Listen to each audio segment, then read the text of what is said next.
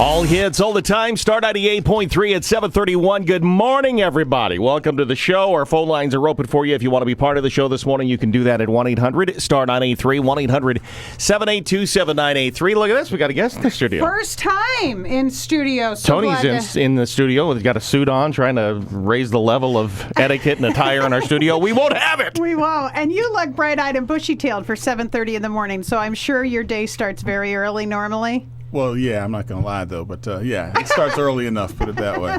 So, formal introductions. This is Tony Covington, who is the state's attorney for Charles County, and we were talking a moment ago. Well, it's not a reflection on Charles County, but Charles County's been in the news, getting a lot of press as of recently with this individual, Carlos Bell. We're going to talk about that a little bit and the ongoing plight of not just Charles County, but every county in Southern Maryland, probably every county in America, with this heroin/opioid problem that is devastating our communities. So we got some ground to cover. First of all, welcome to the show, sir. I'm glad to have you here. Hope this isn't the first and only time we see you. The door's always open to you, so please come down. You, whether you ask me back or not. Well, that's anytime you come down. So where do we want to start here this morning? Do you want to start with Mr. Bell or do you want to start with opioids? It's your pick. You're the guest. It's like Jeopardy. Choose your column. Opioids. Let's do opioids. Mm-hmm. Now, we were talking off air a little bit about, I mean, are you seeing a growth when it comes to opioid abuse in Charles County? I mean, because you deal a lot with Sheriff Barry, and you have to be communicating that. Is this becoming a real problem in Charles County? It's an epidemic, like it is everywhere else in the state and the country. I mean, there's just no question about it. Anybody who looks at anything knows it. Let me throw one stat out there for you. Sure. Fentanyl, which everybody knows about, that's used medically, but now they're producing it in labs down in Mexico illegally.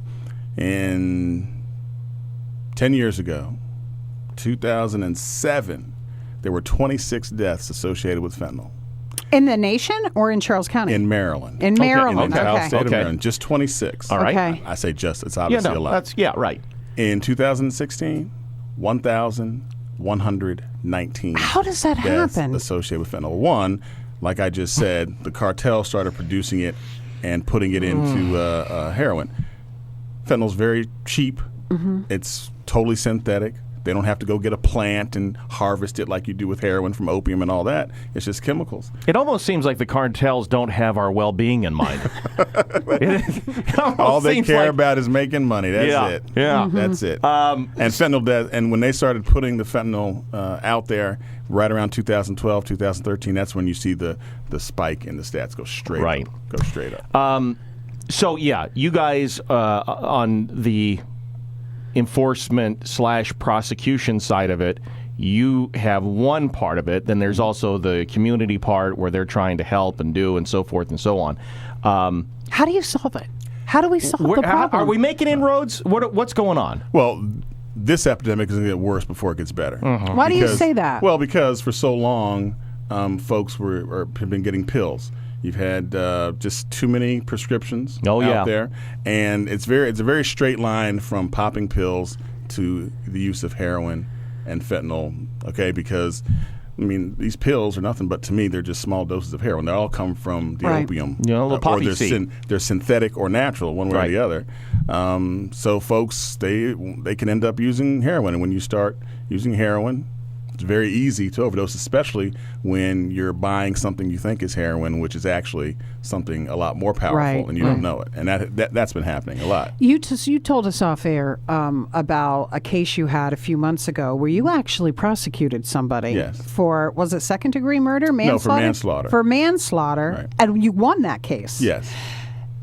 How difficult is it for somebody who is they deal something that has got the fentanyl in it, the carfentanil in it. Somebody overdoses, they die. How hard is it to prosecute that person and get a conviction, considering that the person took it on their own accord? Right. They killed themselves by shooting this stuff in their body. How hard is it to get a conviction? It's very difficult, and I can tell you something. I heard y'all talking earlier on the show.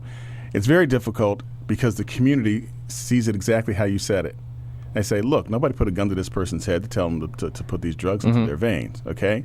But under the law, it's very simple. If you give something to somebody that you know can kill them and they end up dying from it, that can be manslaughter. You guys old enough to remember the Jay Bias case? Yeah. I'm old enough to remember. Not me. I'm not far too young. I'm sorry. Len Bias, not Jay Bias. Len Bias, Bias. the basketball player, right? Of course. Yes, they actually prosecuted the gentleman who gave him those drugs way back then. He was found not guilty. And that's been the case for a long, long time. This prosecution we had in Charles County is the first that I can remember, and I've been around here since 1993. Okay? But the mood of the community is changing. I heard you also talk about when is enough enough. When is enough enough? Well, who knows about that one? Mm-hmm. I mean, let me say this to you. We've got a little thing playing at the Blue Crabs games, at the home games, a little video I did that basically says, hey, if you've got an addiction, you've got a problem, here's a number you can call to try to get some help with that addiction. If you're a dealer, call your lawyer because we're coming after you. Good. Okay? Dealing, all you're doing is making money off other people's misery, which just fundamentally isn't right. Right. The addictions, drugs and all that, obviously there's a personal responsibility component to it. But I don't know if it's an other hand, but we also have to keep in mind that addiction isn't necessarily voluntary, and we all have addictions. Mm-hmm. We're probably fortunate that ours aren't illegal. Right.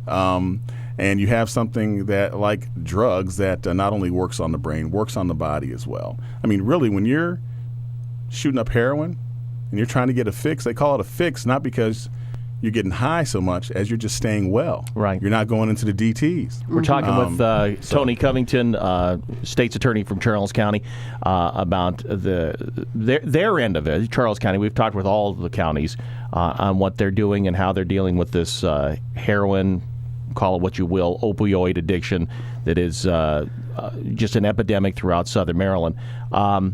And they're all, you said it earlier, and everybody who's been in that seat has basically said the same thing. It's probably going to get worse before it gets better. Right. I don't know how much worse it can get. Do you see yourself prosecuting more dealers, more people that are giving or selling this product? Do you see yourself that this is going to be a string of prosecutions coming down the pike, that since you've won that one a couple of months ago? Well, we're hoping, one, that sends a message, but two, right. I mean, they're very difficult cases to put together just from a charging and proof standpoint. Establishing intent and knowledge and so on and so forth, right? Right. They're very difficult, but like I say, one, we're going to prosecute you for the dealing, and two, if we can connect a death to your dealing, then we're going to go after them. We're not going to have any mercy on it. It's that time has passed. That's what I've always said about our justice system. It's flawed in so many ways. If a person looks guilty, they probably are. So let's just go ahead and put them away. I don't think so. I don't think that's how Tony. Guilty to me. Take him out. That's not how Tony operates. I doubt it very much. No, I can't say that. But would the problem go away? Let me ask you this, and I'm a simpleton. Okay. What if we do just throw all the dealers in jail? People know who's dealing in their neighborhoods. They know who's dealing. Is it just you cut the one head off and another head sprouts? Somebody's going to fill the void, always. What about this, Tony? And maybe you heard this caller earlier this morning. A guy called up and he said, look, we do those things where we post sex offenders. You can do the thing where you check your neighborhood and a little dot shows up where all the sex offenders are. Why can't we do that with drug dealers? I mean, that's up to the sheriff. They could, I suppose. I mean, it's somebody who has been prosecuted, and they go through the law, or they go through the courts, and yes, they are deemed that they have sold drugs. Yeah, put it on a map somewhere, right there with the sex offenders. And I'm all for making them go door to door and say, "Hi, I'm new in the neighborhood. I've been convicted of selling drugs. Just want you to know that." Same thing we do for sex offenders, because that's a weird argument that we've had on the air many times, and I get it on the surface. I think it's a good thing that we do with sex offenders, but we put them in a category that is unique unto themselves, where we say we're going to continue to punish way beyond your time served in jail. You're going to continue to have to do these things.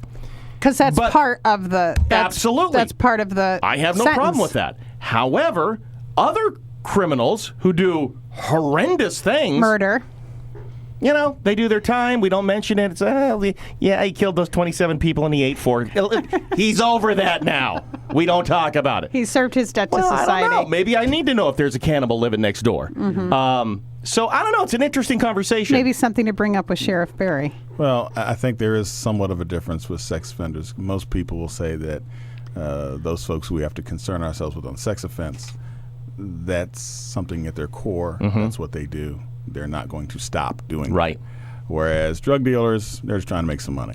So it's not quite the same. Let me ask you this, and it's been a story. We talked a little bit about it this morning. It's a story out of Ohio, Little Burg, Middleton, Ohio. And one of the council members there has said, too much money. We got too much money going into the fight of this opioid epidemic in our area, okay?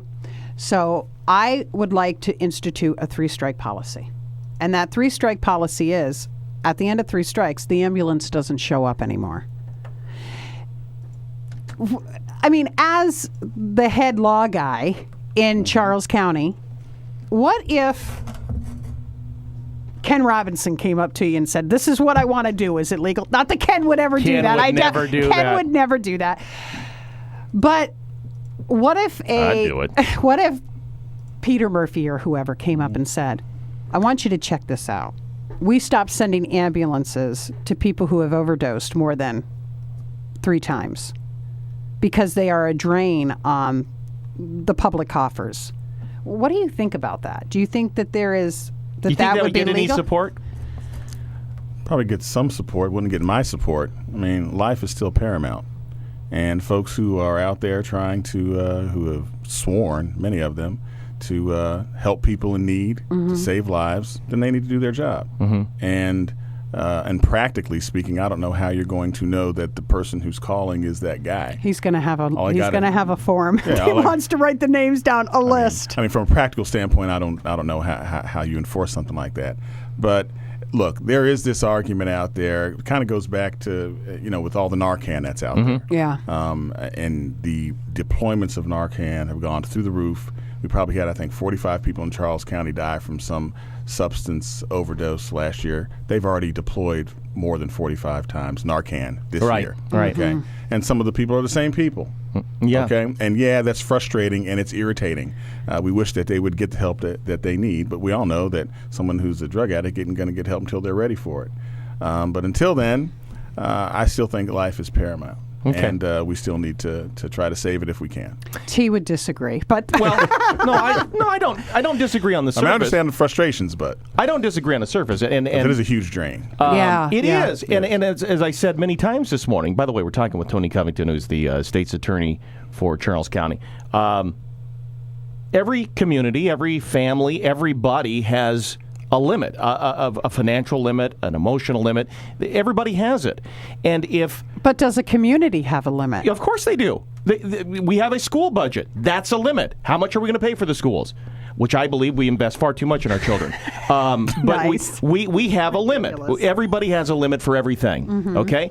And some would say, it's $100 million for the school budget. Okay, right. Somebody else might say, it should be $1 billion. Well, we don't have $1 billion. So maybe we do. I don't know. But there is a limit to everything. And I myself, and I work with the juvenile drug program for St. Mary's County. I've volunteered. I'm reaching my limit in how much I'm willing to tolerate in a community. I've told my son this 100 times. I don't care what path you choose in life. If you follow the path of drugs, it's going to break my heart. Okay? That's unforgivable to me. It's unforgivable. But you would do everything to save him, and that's what Tony's saying. That's not true. That's what I'm saying. That's where you would do everything. Yeah, Mama would do everything. I would. We'll sell the house. Let's send him to rehab for a 50th time. Hell no! I need a house to live in. So there is a limit. There is a limit. No, you're right. And so that's where I am. So I understand what this mayor or whatever it was in this little town is saying. I'm not sympathetic or unsympathetic. But I get what he's saying. What do you think about what is the state's attorney's office doing to help the Charles County community with this epidemic? How can you help? Well, first of all, you got to educate folks. A lot of folks don't even know what opioids are and how it leads to heroin. Who doesn't know that, Tony? I hear that all the time. Who doesn't know that heroin's bad? Well, people know that heroin's bad. They don't understand that the pills that they get from the pharmacy and all this good stuff ends up leading people there. That's what they don't understand, and how they get there. But everybody knows that heroin's bad. I mean, we've known it for a long time. But folks don't really know about fentanyl and carfentanil. But but anyway, education obviously is the key. It's always been the key. So you got to educate people out there. You got to educate parents, because a lot of young folks are getting into medicine cabinets. Exactly. Okay. Or grandma, Nana, going over to Nana's. Right. You got to educate parents on what to look for as far as that's concerned. You can educate in the community, because I kind of disagree. Somebody said, one of you, I think it was you, Heather, possibly, said that everybody knows who the drug dealers are. Not necessarily. But there are signs that if you're looking for them and you're aware of them, you'll know who they are in your community. Okay. So the police can get on them. We've got right now we've got a billboard up on 301 right in Brandywine saying opioids kill. That's part of it, trying to bring awareness. And of course, I'm going around talking to everybody that I can. Well, that's about what the state's attorney can do. And of course, we can, as I said, we're not taking any steps back on prosecuting people who are dealing. Well, before we run out of time here today, we need to talk about Carlos Bell. I don't know if horrific is a strong enough word for what this individual is accused of. Innocent until proven guilty. I got it. But that said, wow, this is bad on a grand scale. And I said when this whole thing came out, and I was shaking my angry fist in the air, we talked about I said there's a difference between legalities and realities, and I understand the wheels of justice turn slowly. I had some issue. I'm not putting you on the hot seat. You're not responsible for this. I had a lot of issue with the way, and still continue to have an issue with the way the superintendent of the schools is handling this. But callers did have issue with the fact that why did it take so long to get to this guy's computer to find out all the things he is alleged doing. Walk us through that process. Well, I'm not sure I can walk you through the process in this particular case because the investigation is still ongoing. Yes, okay? Yeah. And I will tell you, we probably have more to look at than we've already looked at. Okay, gosh. That's how. Okay. How do you do that? Because you have to look at the stuff, and it's the most degrading, horrible stuff. How do you put it in a box? Do you put it in different boxes? I mean, how do you look at that stuff? It ain't easy. I bet. Although I will tell you, for my folks in the office who are listening to this, I don't want to be fronting here. I'm at a stage now where I say, okay, you guys look at it, tell me about it. Oh, right. Now, if I try the case, which I am going to try this case, I, of course, will look at whatever the evidence is going to be. So I'll have to look at this stuff. But, I mean, look, I've been doing this for 25 years, been looking at these terrible images, and you just have to deal with it. It's not easy. I try to look at as few as I can nowadays, but it's a very stressful part of the job. Within the confines of the investigation, and I understand that, one of the issues that was voiced on the caller's voice was, okay, so there was the day that he was brought into their, I guess, the principal's office. I don't know how this happened. And they said, hey, there's something bad happening here. We're going to go ahead and dismiss you. Okay, so let's say that's day one. And then they looked at his computer at work. They didn't find anything. So then, was it 6 months goes by before 6 to 7? And you said in the press conference it could take up to 8 months before they're looking at the computer at his house. That seems to me, again, I don't know the particulars of it, a lot of time. That's a lot of time. And he was out, right, Tony? How come you couldn't just call a judge and say, hey, Judge so-and-so, we know this guy is up to, he's a no-goodnik, he's up to bad things. We need to go look at his house. We didn't know that at the time. Well, see, everybody is being informed by the huge allegations here. The first thing that brought him to the attention of law enforcement wasn't like that at all. It was merely just a text message. That's it. A sketchy text message. Right. And quite frankly, and I'm not trying to pat folks on the back here, but if it weren't for the police and my office, my Assistant State's Attorney Sarah Freeman, saying, you know what, there could be more here, let's do search warrants, let's get those computers. What led you to believe there could be some more here? Well, Actually, I said that incorrectly. Actually, now listen to me. Listen to me. Actually, we were trying to get enough evidence to charge for the text messages. Okay. That's what the issue was. There's never been a formal charge for the text messages yet because we've had a difficulty in proof of identifying that he was the one who actually sent these text messages. Oh, okay. All right, so there's never been a charge on that yet. We're still hoping once this investigation is done that we're going to find information on that. All right?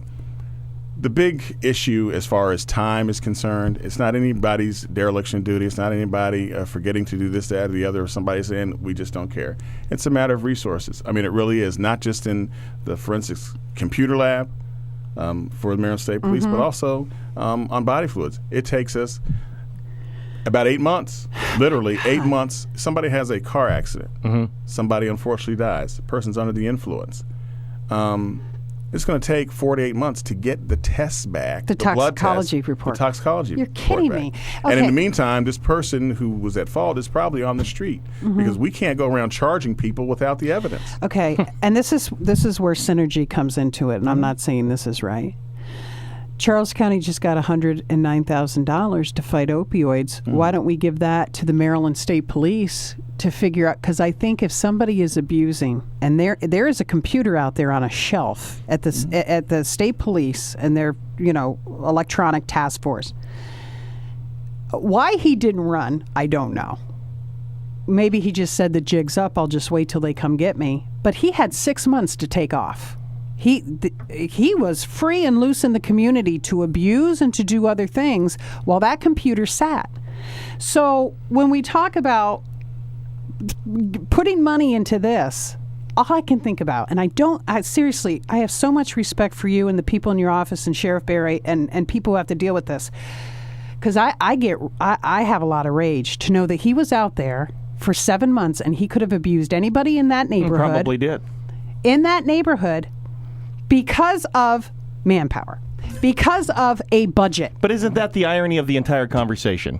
It's about limitations of resources. And we have these black holes in our community that are sucking up all these resources that leaves nothing for anybody else. And it's not going to get better either. It's 8 months this year. Maybe next year it's 9 months. Well, for one, I'm going to certainly be pushing everything that I can to get the state legislature, county commissioners, or county executive, whichever county it is, to put money into investigation, especially on the forensic side. Especially locally. Charles County Sheriff's Office should have 1 or 2 people in that office that know how to break apart a computer, and if it's encrypted or whatever, to be able to get locally instead of sending it off to somebody. I agree with that. Tony, we're running out of time. I want to give you the last word. Any ground we didn't cover that you'd like to cover? No, other than the community can change all of this.